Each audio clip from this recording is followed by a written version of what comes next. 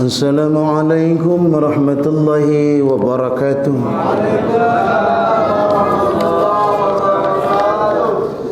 Bismillahirrahmanirrahim.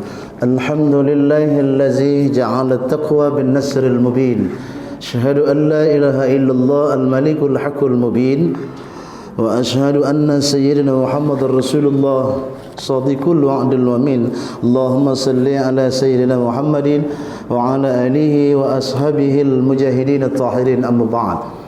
Qala Allah ta'ala fil Qur'an al-Karim, ayatul mashhur wa huwa afdalul qailin min awwali suratul mu'min, a'udzu billahi minasy syaithanir rajim, qad aflahal mu'minuna allazina hum fi salatihim khashi'un. Al-ayat, sadaqallahul azim. Wa qala an-nabi sallallahu alaihi wasallam fil kitab al-hadis, la salata liman lam yaqra'u bi fatihatil kitab. Al-hadis sahih, rawahu al-imam Bukhari Muslim, tafaqun alaih. Sadaqa Rasulullah sallallahu alaihi wasallam. Ma'asyiral muslimin wal musliman, hadirin wal hadirat, majlis yang dimuliakan Allah, orang-orang tua saya yang berbahagia pada takmir kepengurusan Masjid Al-Jamiatul Wasliyah, Bapak Imam, Ayahanda Haji, Ibunda Hajah, ibu-ibu, bapak-ibu, jamaah, anak-anak yang disayang rahimakumullah. Senantiasa kita sampaikan kesyukuran dan terima kasih. Malam ini kita dikumpulkan kembali. Kita sudah melangkah pada penghujung penggal kedua bulan Zulhijjah. Kalau tak silap kalender Hijriah, malam ini malam 20 Zulhijjah. Aku seorang yang hafal, Pak. Abu rahmati Allah rahimakumullah. Mudah-mudahan di bulan-bulan haji ini Allah selalu terima amal ibadah kita dengan kita yang baik. Amin ya rabbal alamin. Salawat salam kepada baginda Rasulullah sallallahu alaihi wasallam. Bapak Ibu tak usah serius benar, sesantai aja. Malam hari ini kita membicarakan hukum membaca Al-Fatihah di dalam solat. Membaca Al-Fatihah di dalam solat. Solat itu sendirian maupun berjamaah.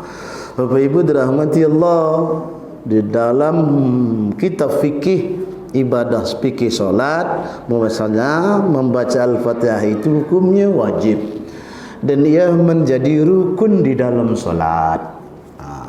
Bapak Ibu dirahmati Allah, Pak Ustadz, ada pertanyaan, makmum tidak perlu membaca Al-Fatihah di dalam solat, itu paham dari mana Pak Ustadz? Malam ni dengar betul. Bapak Ibu dirahmati Allah rahimakumullah, jika kita salat berjamaah dengan berdasarkan mazhabnya di luar mazhab Imam Syafi'i, maka kita sebagai makmum tidak perlu membaca Al-Fatihah. Ya, Bapak Ibu dirahmati Allah, man shalla khalfa imamin. Dasar hadisnya, siapa orang yang menjadi berada di belakang imamin fa inna qiraatul imam, sungguhnya bacaan imam itu lahu qiraatun, itu menjadi bacaannya. Itu di luar mazhab Imam Syafi'i. Di kampung kita paham tu tak laku. Nampak ya? Di kampung kita paham itu tidak laku. Itu banyak dipakai jamaah-jamaah Timur Tengah. Kita bukan orang Timur Tengah, awak Kelapa Pati semalam. Jamaah yang dirahmati Allah, jika kita bermazhabkan imam yang lain selain Imam Syafi'i, kalau nak pakai paham itu, dari toharohnya, dari wuduknya harus memakai imam yang lain Syafi'i, baru kita bisa jadi jamaah, tak perlu baca Fatihah, cukup amin aja, paling santai jamaah. Imam tak tentu arah di depan, jemaah tahu amin aja, tak payah Fatihah lagi, dia dah amin dah. Kena aminnya jemaah itu mengikut apa yang dilakukan oleh imam.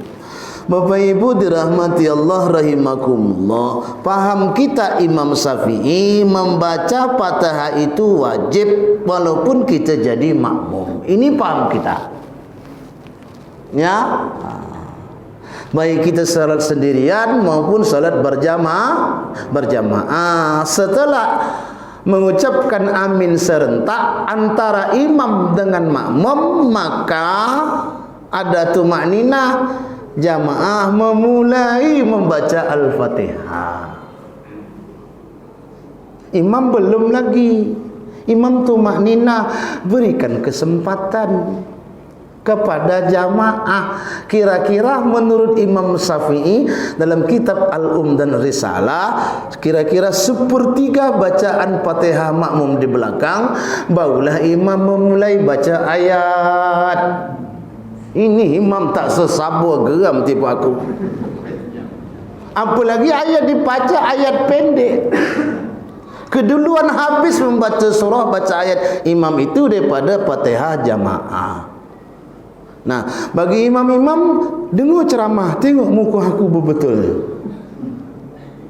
Maka digugurkan kewajiban bagi orang yang masbuk seperti pada rukun-rukun yang lain. Itu istimewa. Kuncinya itu kan tumakninah, sehingga ada keharmonisan dan keseragaman antara kewajiban makmum dengan kewajiban imam. Walaupun dalam hukum sebenarnya Fatihah-Fatihah yang tidak pas dibaca oleh makmum itu ditanggung perjawabkan oleh imam. Masalah imam mana betul tidak Fatihah, dia sendiri je lintang pukang lintang kedak Fatihah, nak menanggung Fatihah jemaah. Bapak Ibu dirahmati Allah, Fatihah tu berat wah. Bukan buat pemain Fatihah tu. Dalam hukum yang asli Al-Fatihah tu 7 ayat, 7 tahun belajarnya. Macam ini alamat banyak berhenti jadi imam. Imam tu membaca Fatihah dengan fasahatul Fatihah, dengan makharijul hurufnya, dengan ibtidaul hurufnya, dengan ilmu tajwidnya. Begitu Pak. Walaupun dia tak tahu nama-nama hukum tajwid, tapi paling tidak sekurang-kurangnya bacaan Fatihahnya menurut kadar kebenaran hukum tajwid. Kalau Al-Fatihah lintang pukang lintang kedak tertentu harga, macam mana dia nak menyelamatkan jemaah? Dia sendiri je. Aku kadang-kadang tak kata izin aku mengamin. Udah tahu jemaah orang Melayu banyak, jemaah orang Jawa, logat Jawa. Bismillahirrahmanirrahim, alhamdulillahirabbil. Jemaah kata izin aku. Waladulid. Apa tu jemaah tu beramal? Azak di kau lemam. Kata izin aku. Kemudian rahmati Allah rahimakumullah. Al-Fatihah la salata liman lam yakra'u bi Fatihatil Kitab. Tak sah salat itu jika tak membaca Fatihatul Kitab, baca Fatihah. Permasalahannya Pak Ustadz, Fatihah yang mana yang membenarkan salat itu bisa menjadi sah? Gitu kan Pak. Bapak Ibu dirahmati Allah, untuk sementara ini Bapak Ibu iya kena jadah. La tujza salah la yaqra'u fi biha fi Fatihil Kitab. Tak diberi pahala salat yang tidak ada Fatihatul Kitab, tak ada Al-Fatihah. Itu sama Pak.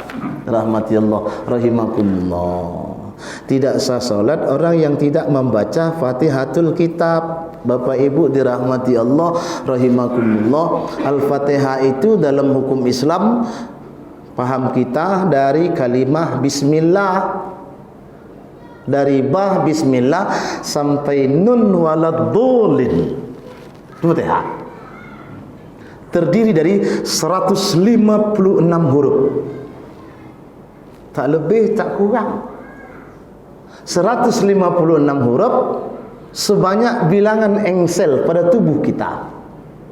Hikmahnya, setiap satu huruf satu makanan engsel pada tubuh kita. Maka hati-hati baca Fatihah. Ya, salah baca hurufnya Bapak Ibu darahullah, engsel kita terkehil. Duduk lama duduk dah mulai lama kebas kaki. Tentu agak apa. Dia apa? Mayang Fatihah encet berut wah. apalagi jadi imam. Syarat imam tu orang alim yang fasih. Keabsahan Fatihah imam itu baru bisa dia maju jadi imam apabila bacaan itu disetorkan kepada berhadapan 3 orang qori. Ya.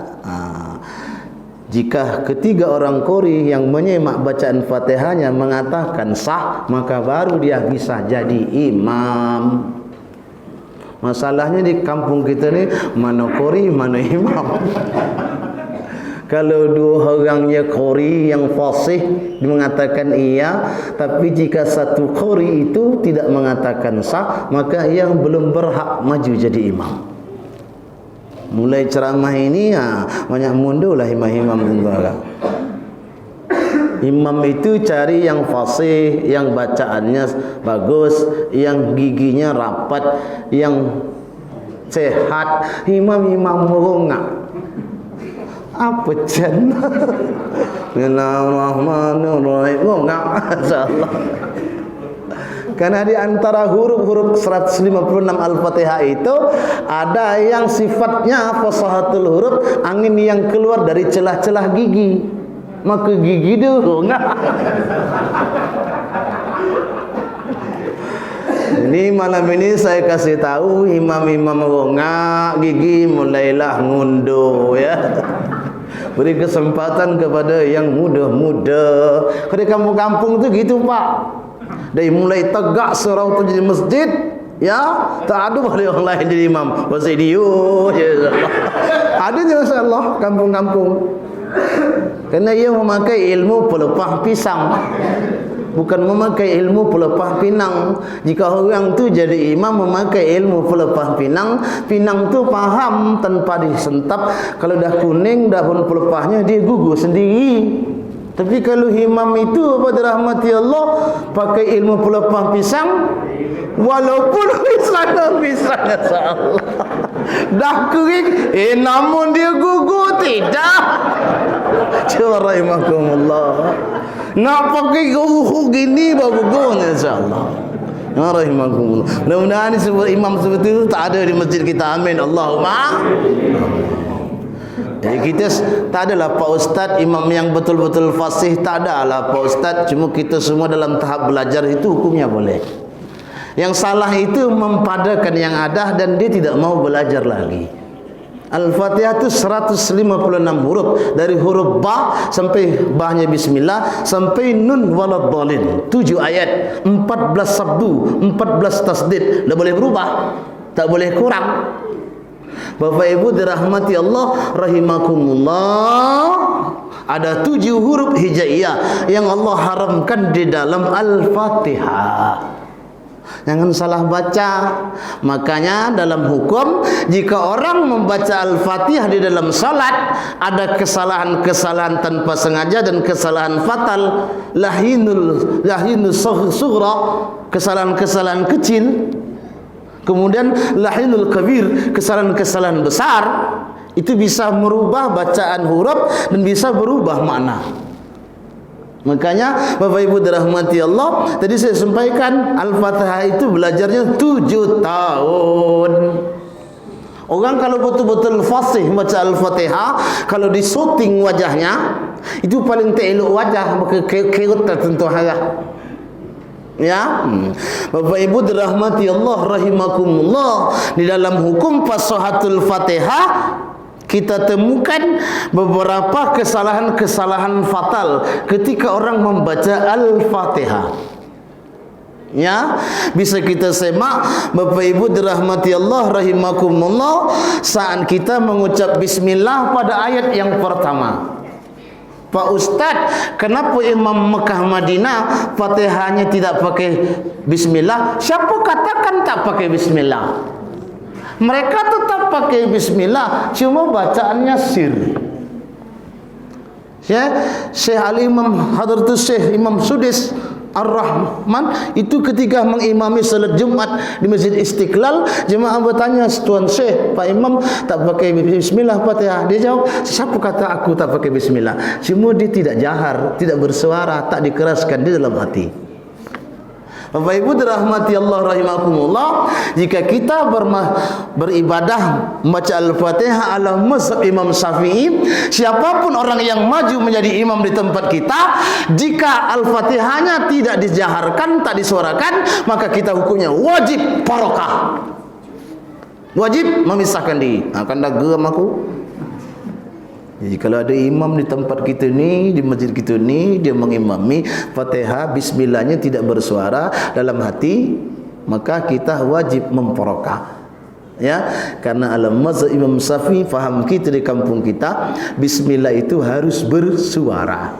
Kecuali awak disuruh mengimami solat di Masjid Muhammadiyah, maka bismillahnya disirkan.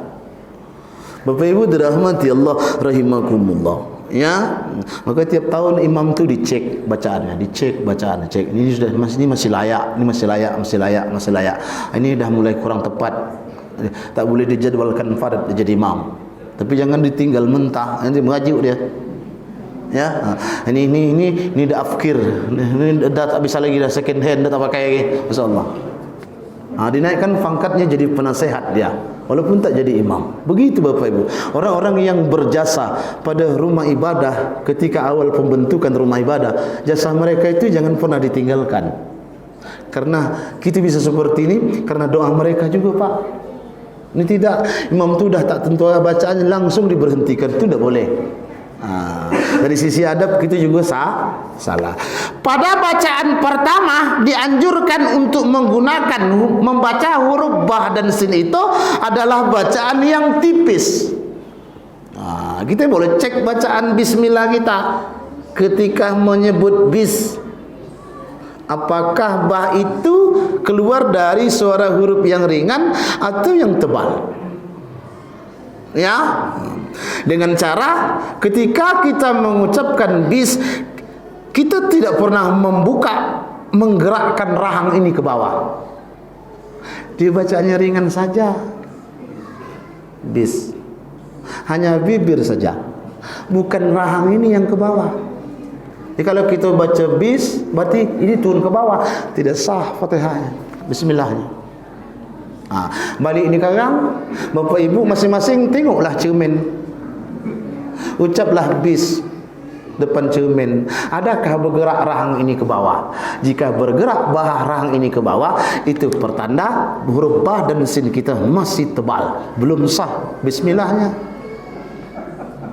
Ya, bis. Apalagi bis. Kalau bis itu pohon naik. Baca lagi bismillah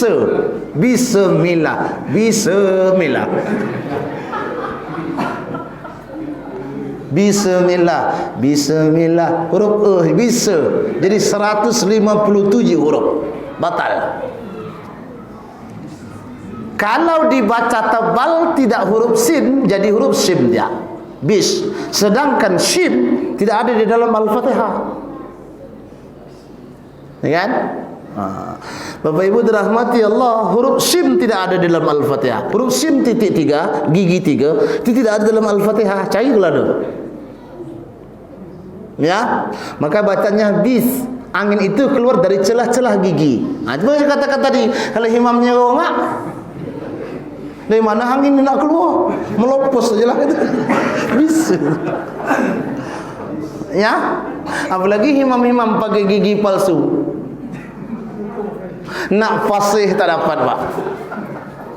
Ketika dia nak fasih pada huruf tekan, itu macam nak terpacul gigi palsu. Ya. Makanya sunnah hukumnya imam itu orang yang sehat. Makruh hukumnya imam penyakit. Ya. Huruf ba dan sin itu dibaca tipis, tidak tebal. Bukan tahfim, tapi tahmil dia. Dalam ilmu tajwid tidak membuka rahang ke bawah, kemudian menipiskan serta membaguskan saat mengucap Allah. Bismillah. Huruf lam itu dia ringan sekali. Kalau baca bismillah tebal dia. Ya. Kalau Bapak empaskan huruf ba tu ba di bawah bis itu jumpa sin yang wakaf. Itu bacaan yang tebal, itu tak tepat bismillah, Pak. Ya, saya dah dengar dia tengok saya dah mulai bisik-bisik, bisik. Ya. Hati-hatilah dalam mengucapkan pengulangan huruf ha. Huruf ha. Ha mahmus. Bismillahirrahmanirrahim. Huruf ra itu roh yang takhfim, tebal dia. Ra. Bukan ra. Bismillahirrahmanirrahim. Melayu tu kat aku. Al-Baqarah. Ya. Salah Bapak. Bacanya ra. Bismillahirrahmanirrahim. Ra itu pada lam itu sudah ada sabdu. Tadi janji dari bismillah sampai waladhdallin ada 14 sabdu. Pada sabdu yang pertama bismillah pada lam itu sabdunya ringan. Bapak Ibu dirahmati Allah rahimakumullah. Ya. Rohnya itu tebal. Sabdu itu kan dalam ilmu tajwid. Bapak Ibu dirahmati Allah, satu huruf yang dibunuh kemudian hidup kembali. Ra itu tebal. Bismillahirrahmanirrahim. Hirra, bukan hirra. Coba. Hirra, bukan hira. Bismillahirrahmanirrahim. Menggenggam betul tiba kamu. Ya. Sampai-sampai dihukumkan orang yang fasih, orang alim itu haram hukumnya berimamkan dengan orang yang ummi. Orang yang fasih membaca Al-Quran, orang yang tahu hukum membaca Al-Quran dengan tepat, dengan tartil, itu haram dia berimamkan dengan imam yang tidak mengerti hukum. Beri pada bacaan, maka wajiblah ia memperokah. Jika imam itu terus dipakai sampai bila dia perokah. Kata malaikat, malah aku mencatat masih perokah aja bapak ni. Ya. Kata malaikat, tengok pasti bapak ni perokah ni kan. Pasti bapak ni. Malaikat dah tahu dah. Kenapa? Karena kesalahan juga, karena kerasnya hati orang-orang yang berilmu juga kadang-kadang tak mau maju ke depan. Dia tahu Pak, tapi dia tak mau ke depan. Aku kadang geram dia orang macam itu. Ya. Wahai orang-orang yang berilmu, kata Allah, ya ma'syarul ulama, wahai para alim ulama, kata Allah, sungguhnya aku sudah tahu siapa dirimu. Janganlah aku berikan ilmuku kepadamu bukan untuk menyelamatkanmu, bukan menyesatkan kamu, tapi menyelamatkan kamu. Dia mengerti hukum membaca Al-Fatihah, tapi dia tak mau maju ke depan. Itu juga salah Pak. Seharusnya dia membimbing. Okeylah dia tak mau maju ke depan. Paling tidak dia membimbing, menumbuhkan regenerasi ke depan. Bagaimana membaca Al-Fatihah itu dengan tepat. Termasuk dalam kalimat bismillah itu. Kalau dibaca hirrah, bismillahirrahmanirrahim, banyak huruf roh, batal Al-Fatihah. Bismillahirrahmanirrahim, macam orang sakit gigi. Bismillahirrahmanirrahim. Alhamdulillah. Lagi sabtu tiba aku.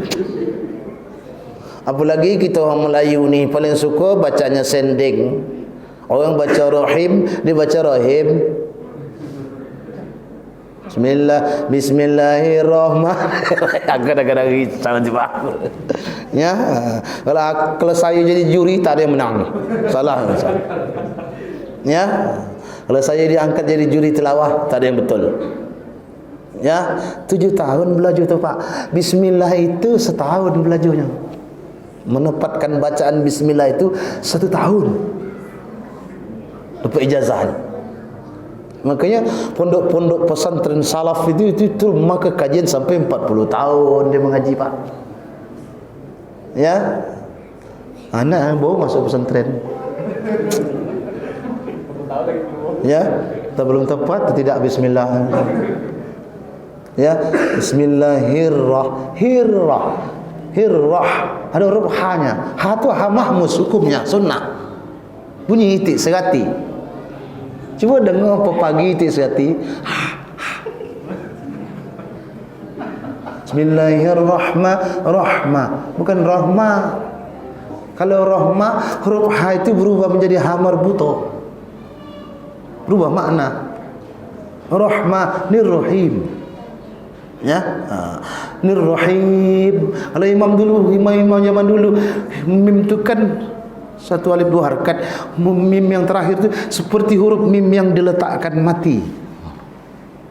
Nir-Rahim. Maka zaman dulu imam-imam tu bacaan Fatihahnya lama-lama.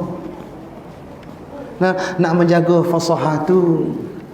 Wa kullu unasim bi imamihim. Manusia itu ditanya hari kiamat, siapa imamnya? Imam juga ditanya. Tak salah lagi. Itu belum masuk perangkap setan. Pada kalimat yang kedua, Alhamdulillah, salah. Alhamdulillah, bukan Alhamdulillah. Alhamdulillah, hilang lamnya, lam yang bersabdu. Nah, kenapa? Karena ada satu setan situ namanya Dulil. Kan nak beri nama anak pun jangan dia beri nama Dulil. Dulil tu nama setan. Ya, Dulil tu nama setan. Bapak Ibu dirahmati Allah, setan pertama namanya Dulil. Ia bersama-sama setan Sabar. Dijelaskan tujuannya setan Dulil itu membuat setiap muslim itu mengeluh. Ada pernah tak Bapak Ibu orang tengah solat mengeluh? Ada kan? Itu Dulil punya kerja lah tu. Allahu Akbar imam. Itu semua yang baca betul. Apa kisah imam gitu buat imam ni? Mengeluh kan Pak? Disenter amalan imam. Dia tak senter amalan Fatihah dia. Allahu Akbar. Apa kisah bila lihat benar imam mengicau tiba aku. Ada jemaah lajunya ku semangat. Ada kata Pak ya? Oh dirahmati Allah. Itu kerja Dulil tu. So hati itu bercakap. Ya, setan Dulil itu Bapak Ibu dirahmati Allah rahimakumullah, memerintahkan agar manusia itu, setiap muslim yang sedang salat itu menganggap Allah tidak adil pada akhirnya. Selalu mengajak manusia mendurhakai nikmat Allah Subhanahu wa taala. Itu kerja Dulil. Bapak Ibu dirahmati Allah rahimakumullah. Ya. Baru 2 ayat. Itu pun belum jelas Pak. Bismillahirrahmanirrahim, bukan rahim. Ya, apalagi dalam salat tarawih, laju betul bacaan, lintang pukang tak tentu harap. Ya, dia bukan alhamdu, alhamdu. Kalau lamnya itu dilahapkan alhamdu, jadi lahmun artinya daging. Tapi kalau alhamdu artinya pujian. Kalau alhamdu artinya celaka. Jadi tu sembahyang tu jadi orang celaka. Kenapa? Salah bacaannya. Ya. Alhamdu. Itu kat aku. Lahmun, daging artinya. Ya. Mana irab. Alhamdulillahi rabbil Rabah tu nama setan. Bukan hirab. Hirab bil. Ini bibit, ini pipi, ini kembang. Hirab bil. Bukan bil. Ada 250 macam kesalahan di dalam membaca Al-Fatihah. Kesalahan-kesalahan kecil maupun kesalahan-kesalahan besar. Di dalam Samudra Al-Fatihah, kebanyakan masyarakat awam yang solat membaca Al-Fatihah terjadi sebanyak 250 macam kesalahan. Apalah tak 7 tahun belajar Pak. Ya, Bapak Ibu dirahmati Allah rahimakumullah. Inilah ceramah terpendek di dunia yang dapat aku sampaikan. Ya, mari kita kaji terus Bapak Ibu dirahmati Allah, kaji terus. Ya Allah, sudahkah betul Al-Fatihah aku ini? Begitu. Salat yang Al-Fatihahnya tidak benar, itu salatnya tidak diterima Bapak Ibu dirahmati Allah. Kata Allah, apa kisah? Kata malaikat, ya Allah, apa kisah Al-Fatihah Muhammad Isa ni? Lintang pukang lintang kedak ni ya Allah. Aku pun macam malas nulis. Kau terima ni ya Allah. Kata Allah, aku tak terima Fatihah ni, aku tak terima salat. Kau nak bawa?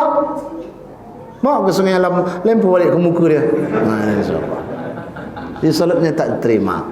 Jika Al-Fatihah tidak benar, maka salatnya tidak diterima. Ada pertanyaan, Pak?